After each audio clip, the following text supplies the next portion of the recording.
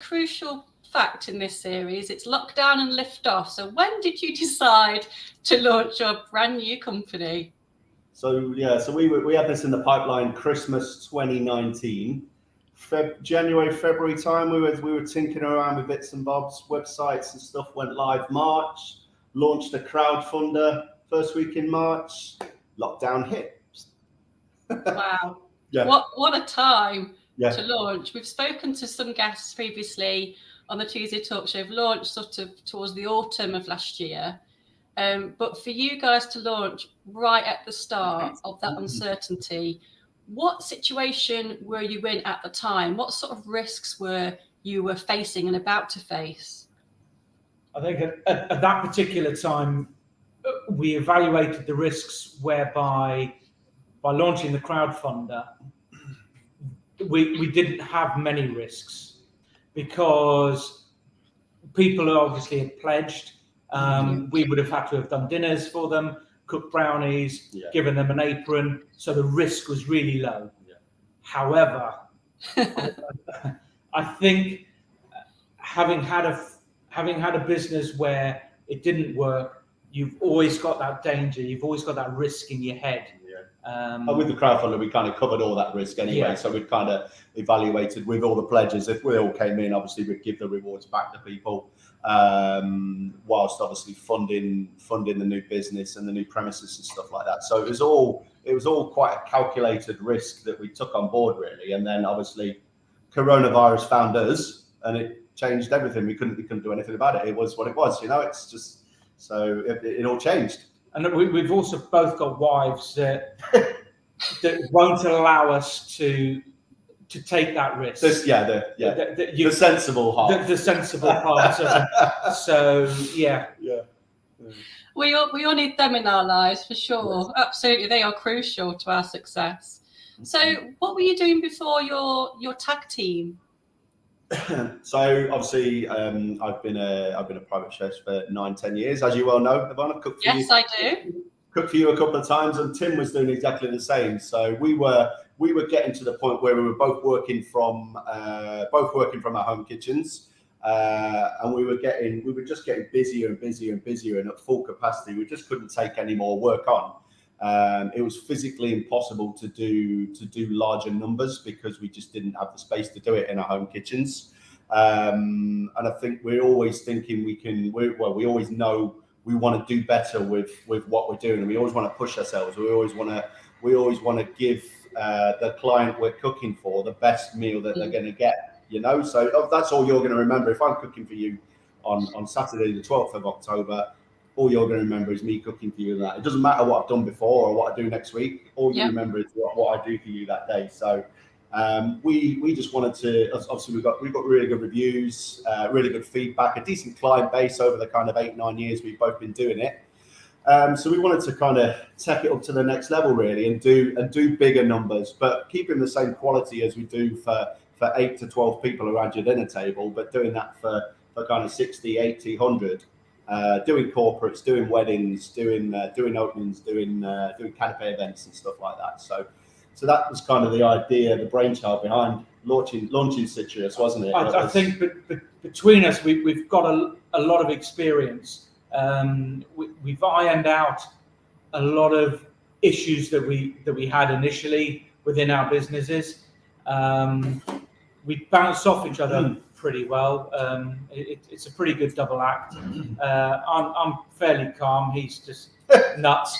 But between us, we are a good team, and we know that we can produce, like Craig says, for 12 people, we can produce that for 100, 150 people, because we have that knowledge now. And the space to do it. And the space to do it as well. So, yeah. So, how did you guys meet? Was it a romantic rendezvous? How did you get together? a little bit of a romantic rendezvous. I was so Tim was quite frequent on Twitter, shall we say? Tim's had many businesses before, so Tim used to own a burger van doing kind of all fresh pulled burgers and nice salads and stuff like that on a road lay-by, and that's obviously he was tweeting a lot. And when everybody was on Twitter and Twitter was popular, so I went along to see Tim, just have a coffee and have a chat with him, and that was 9 years ago, mate, wasn't it? Yeah. And yeah, we've kept in touch ever since. We've obviously done our own bits and stuff like that. You've worked for me sometimes, I've worked for you sometimes, haven't you? So Craig encouraged me to go into the private dining. I didn't have that confidence to do that, but I did a dinner for Craig.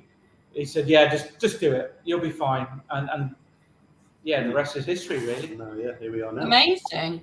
Craig the coach. I like that. Well, I don't know about that. So tell us about where you are right now. You've got a very appropriate backdrop. Where are you right now? We thought we'd spruce it up with a background. And so you're pretty much in our prep kitchen at the moment, guys. So obviously this is the premises we've just took on. We've been here a month and a half now. Yeah. Been here a month and a half now. So it's in sunny Bulwell in Nottingham. So yeah, this is kind of the hub of where everything happens now. So we've got a massive professional kitchen, more than 2 household fridges, so we can do these big numbers. So yeah, we're in the unit pretty much 5-6 days a week, aren't we? And then obviously we do what we do when we're coming to cook at your house. So we'll prep everything here, and then we'll take everything and finish everything on site and stuff like that. So and then obviously bookings are open for kind of 2022 going into next year, pushing hard for corporate events, weddings, and with Citrius. So fingers crossed, it's onwards and upwards. We've got a few meetings coming up, yeah. which could develop the business quite rapidly. So yeah, just watch the space, really. Watch this space. I know you're ready. I know you're ready for it. Yes. Yeah, definitely. We were ready 2 years ago, Yvonne. But it's just the space. It's having that space to do it. We've both got the enthusiasm. We've both got enough about us. We've got the drive, and Both certainly got the passion. That's for sure. Yeah, we needed the building to be able to do that, and without the infrastructure, you just can't go on. You just can't move forward. It was becoming a bit. Yes, we were busy every weekend, but I said to Tim, no offense to what I'm doing, and the product that we both got is really good. And I said, I don't want to be doing this in 5 years' time. So obviously pushing on to what we're doing now, you know. So. And what was the experience like finding that premises? That's another good story to share. A lot of people have to go through that. So what was that journey like? We were 2 years we've been looking for? 2 years. 2 years. So with it being a kitchen, it's obviously quite a bespoke building. So it's not a storage site, it's not an office site, and anything as weddings and stuff like that go, anything catering similar, anything that's shiny and silver doubles in price. So anything you'd say with a wedding in front of it doubles in price. And catering units are the same as well. So obviously the walls have to be all tiled, the flooring needs to be in decent condition. You need wastewater, hot water, extract fans, smoke alarms, fire, all the stuff that comes with a professional kitchen, and we just couldn't find that unit. So we were looking at premises that needed converting into a kitchen. So we were just looking at empty shells really, and the cost to convert it into a kitchen was just becoming a little bit eye-watering. So that's where the crowdfunder was coming in. To do all of that. So the crowdfunder money would have enabled us to literally sort everything out. Yeah, we would have been fine with the crowdfunder had we found the right premises. Yeah. Lohowever, it was so hard. But this one came up by chance on the internet, and we went to view it, and the location is what it is. It's industrial, but we're still doing. We've got a decent place to work from that's hygienic. It's easily commutable for myself and Tim, and we can still keep the quality high. So yeah, we found a pretty cool place for our first premises. So it's worked out quite well then. Yeah. I mean, if we're here for 12 months and we move on, to a bigger premises or a different premises, then so be it. But this is a massive stepping stone for us. But right now it's going to serve its purpose. That's Totally. definitely for sure. Exactly. So then, guys, let's get into some nitty gritty because we're already 10 minutes into our chat.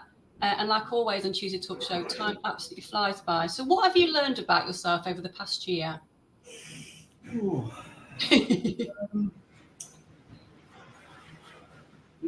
I've learned that Craig has got no patience, and he wants it done. It's about yourself. It's about yourself, Tim. So what have you learned about yourself?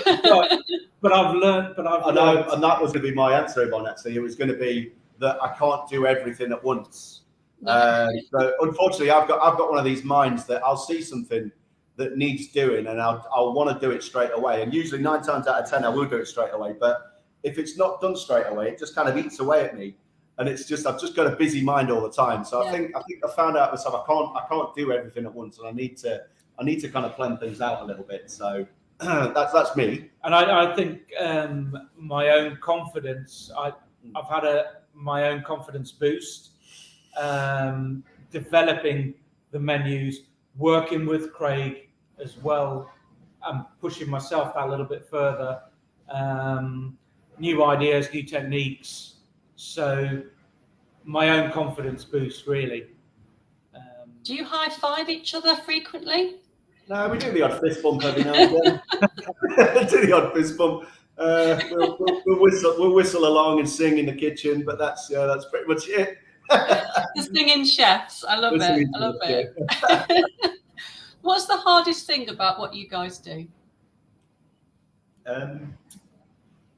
Logistics and the planning of the logistics, the staffing. Staffing has become an issue lately. Actually, staffing's become like everybody else. We're not the only guys that are struggling for staff. So, I mean, to be fair, I'd never thought I'd struggle to find staff because of what we offer is so high. The pay's good as well. You know, they're fun events, as you know. The events we do are fun, decent events. You know, so. I never envisioned why we'd struggle finding staff. Why wouldn't people want to work for us, you know? But it's just I don't know people's reasons, whatever they're doing or whatever. You know, we're not horrible people either. No, it's a nice environment, isn't it? It's, you know, we do have fun. So logistics, and then staffing's just reared its head over the past couple of months, actually. So, but definitely logistics, I'd say. Obviously, planning things to get on site, to get to a certain place at a certain time, all your equipment, what you needed, what it's like when you get on site. So all those things that you don't see, but obviously it happens for you to get a plate in front of you. So all that stuff behind the scenes, and that's why I'm so surprised that the people that have come on this particular series have been food and drink industry people. And it's not an easy entry for business. So I'm really surprised that they've all been in this very similar industry. We're going to talk about some good stuff in a moment. But before we do, when was the last time you was at your end of your tether and you just thought, I've had enough. What am I doing this for? What was it like? You don't have to tell us about the nitty gritty and why you came about it. But more importantly, how did you get yourself back into that positive mindset? I think that's more important for people to listen to because we've all been there. I know I go there on a frequent basis. It's a roller coaster ride in business, and there's some days where I think, you know what the blinking heck am I doing? And then something will happen, and I'll go, that's why. And it's your mindset. So tell us about a time you've gone through that experience, and how have you got yourself out of that mindset? I think that happens on a weekly basis for me, to be honest, because we're that busy. And you sometimes you feel like you're just sinking in it, you know. But that all changes on a Friday and a Saturday night when I put a plate in front of somebody, and food's quite reactive, you know. It's quite an easy way to get a reaction out of somebody.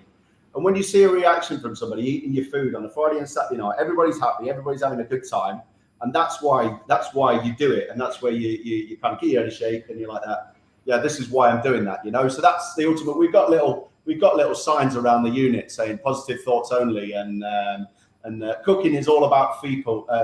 Food is maybe the only universal thing that really has the power to bring everybody together. So absolutely. we put these little signs around the unit and stuff like that, and it's just something to kind of we're doing this to get that reaction from a client and a customer. I think that's the way I describe it. The business is just one roller coaster, and when you're on the up, it's great, and then when you're coming back down, and that tether is there, it just happens, and you chug along, and then all of a sudden you're back on the up again. Yeah. And it happens very, very quickly, from being, I don't know, dropping a plate to getting a wow when you put food on the plate. I think we have naturally we have more ups and downs because we kind of control everything, you know. That's the I mean, obviously there's always things from outside your remit coming in, and there's curveballs thrown at you, isn't there, you know, but it's how you handle those. So but we're quite meticulous in planning each event, and we're quite meticulous in planning what we're doing with the space and what we're doing with our time and stuff like that as well. Especially time's a massive issue for us as well, you know, and as it is for yourself, you know, owning a business, you know. So you can plan as much as you can plan and try and just keep optimistic, and then when something steps in your way, you just kind of deal with it. It's how you deal with it, isn't it? So absolutely. And you've touched on something there, Craig, when you mentioned there are more ups than downs, but we tend to focus on the bad stuff. Yep. I think more of a protection thing maybe, but are you able to celebrate those wins, and how do you recognize the good stuff and able to step back and say that was really good? Are you able to celebrate the wins, and how do you do that?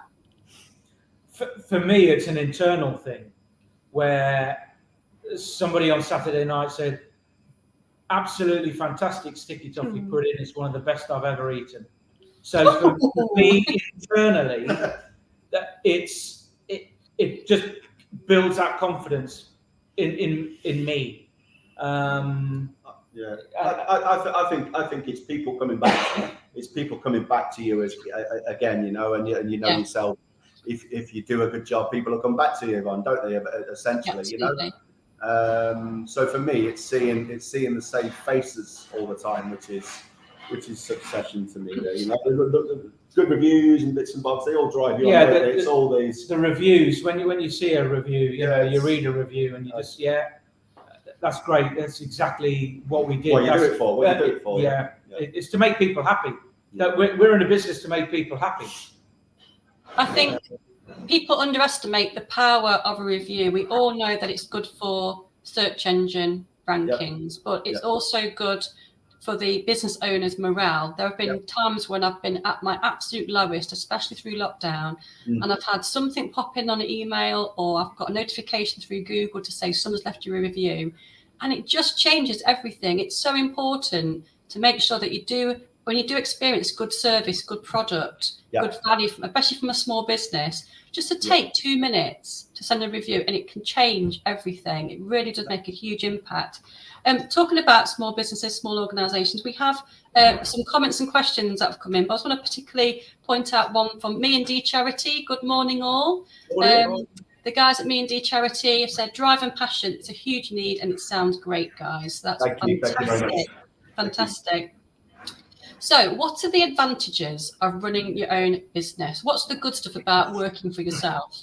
I mean, we've done it for, well, we've both been self-employed for 15 odd years, haven't we? So we've worked for ourselves for long enough now to kind of know, as you say, the highs, the lows, the ups, the downs. We know, and we don't really, I suppose the good thing is, obviously, I mean, I've got 2 young kids, so managing my time, that's good for me. I can choose my hours. I don't really have downtime because we're that busy, which is a good thing. But to create something for myself, really, that's a big thing for me, you know. And I don't think you really appreciate. You're in the motions of the business, kind of day to day. You're doing what you're doing. I don't think you kind of appreciate what you've built up over the past kind of 8 or 9 years, you know, which is actually, when you look at it, really, really good. But I think it's good to keep grounded and just carry on doing what you're doing and doing it well, you know. So that's it's just a drive, and you're in control of that car. There's no one else driving that car. There are people that supply you fuel. There are people that look after your car, you know, to service it, and you are that vehicle, and you're just driving that vehicle. So yeah, and you're proud of that vehicle as well. So that's the thing.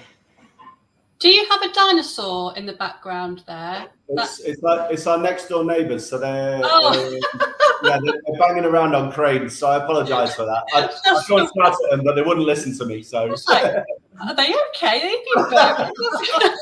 We've got used to it now. So guys, if you could change one thing about the business or particularly your industry, what would it be and why? My neighbours. What will be changing the industry?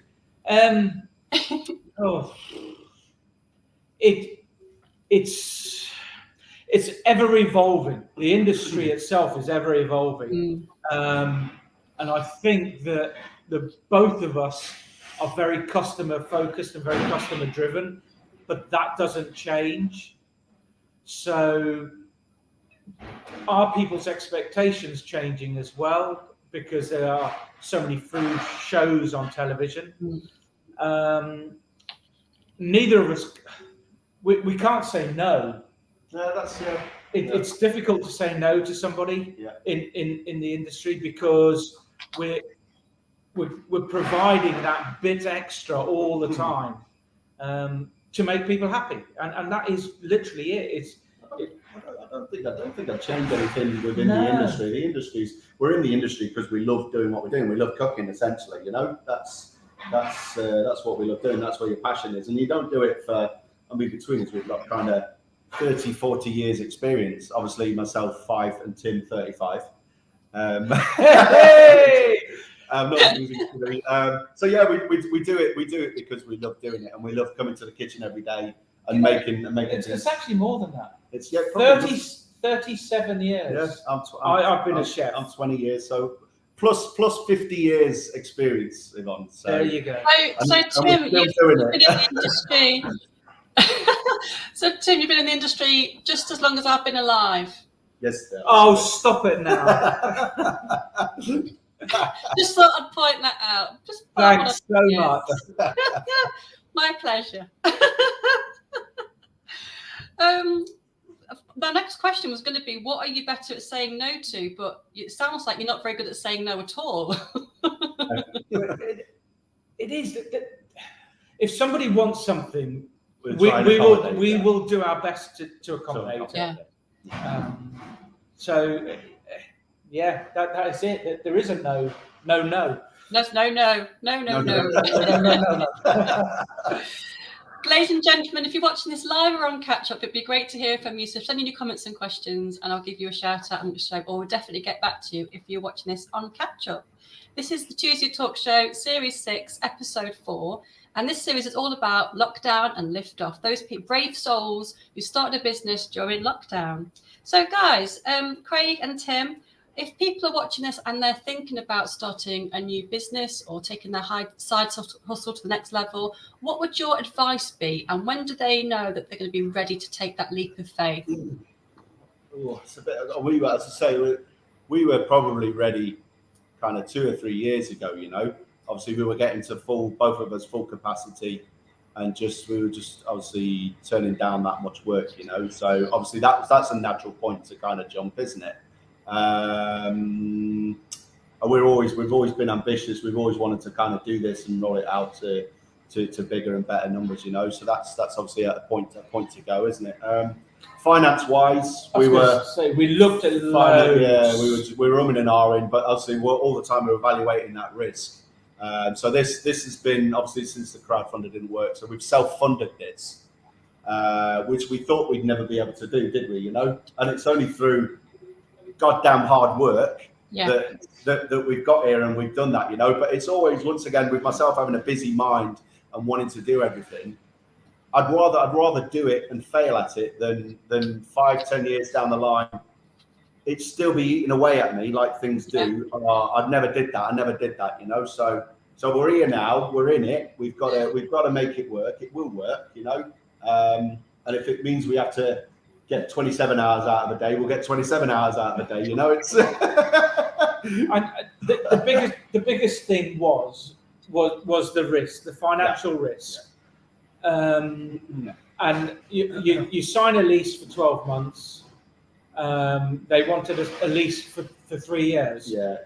So we weren't prepared to sign that lease for 3 years because we didn't know where we were going to be in 12 months.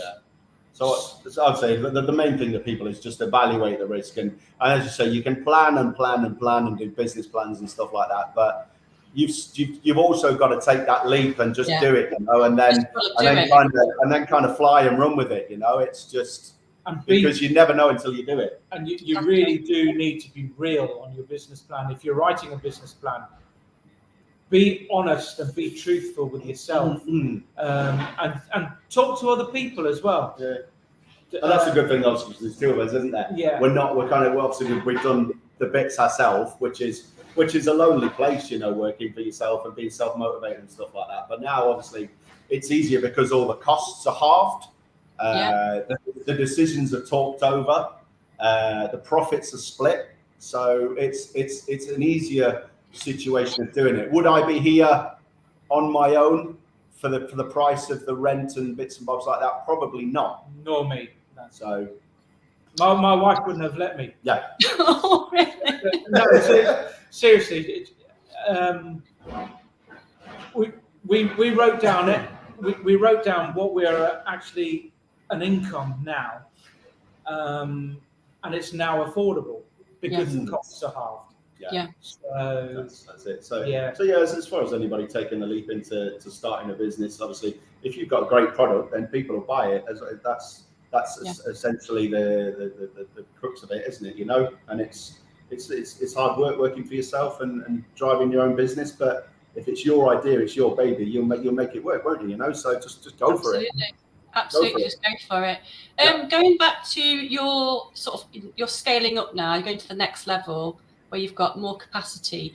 Do you know what the next ceiling is? Do you know that when you get to a certain level of orders, you know that you've reached your next ceiling, or will you just keep taking all the orders in? So like a level where you've gone, right, when we get to this bit. I'll give you a little example. So okay. Christmas is we're going to be absolutely rammed at Christmas. Had an inquiry for 5 days leading into Christmas to cater for a family, which would have taken one of us out of the business for 5 days. So that wasn't really viable. However, we said we'd do it. We said we'd do it. I'm a firm believer. Just say yes and then worry about how you do it once you've said yes. So you know. So where's your ceiling? Yeah. There is no ceiling. The sky's the ceiling. I think the ceiling kind of capacity wise is as in regards to kind of premises size. And apologies for the dinosaur. I do apologise. As in kind of premises size and stuff like that, we'll know when we're too big for this place, won't we? Yeah, I think you'll know because we'll need twice the space. You know, there'll just be food everywhere. But as far as taking on bookings, we've got, as I say, we've both got a decent little black book. We've got some decent staff where we can kind of get staff working for us and stuff like that. You know, and it's good to be busy. It's good to be doing different projects all the time and essentially gaining new customers. You don't know who sat around that table or in that marquee. Oh gosh, I know it's you don't know who's there, you know. It's fascinating who people know. It's just and that's a lost opportunity for me. If we're not catering for that event, that's a lost opportunity for me. So, Totally. As I went to see Giles Brandreth at Derby Theatre a couple of weeks ago, and he said a happy person is a busy person is a happy person, and it sounds like it's very much in tune with what you guys are up to. Definitely. We've flown by on the Tuesday Talk Show. We're at the 30-minute mark already. Just want to get in one more question. What's on your bucket list, guys? What ambition in particular have you got for either yourselves or the business? Is to have the year planner 2022-23 full. Oh yeah, that'd be nice. That's a bucket list. That'd be nice. And as to make brides and brides, grooms and grooms happy, that's my bucket list is to put food on tables where they'll talk about it for years to come. I think we both like hair again. That'd be a blessing. If anybody can sort that out, that'd be brilliant. Biggest business challenge right now is hair. Well, I had hair before lockdown. Tim's always been bald, but yeah, I had hair before lockdown. So. Oh, it's affected us in different ways.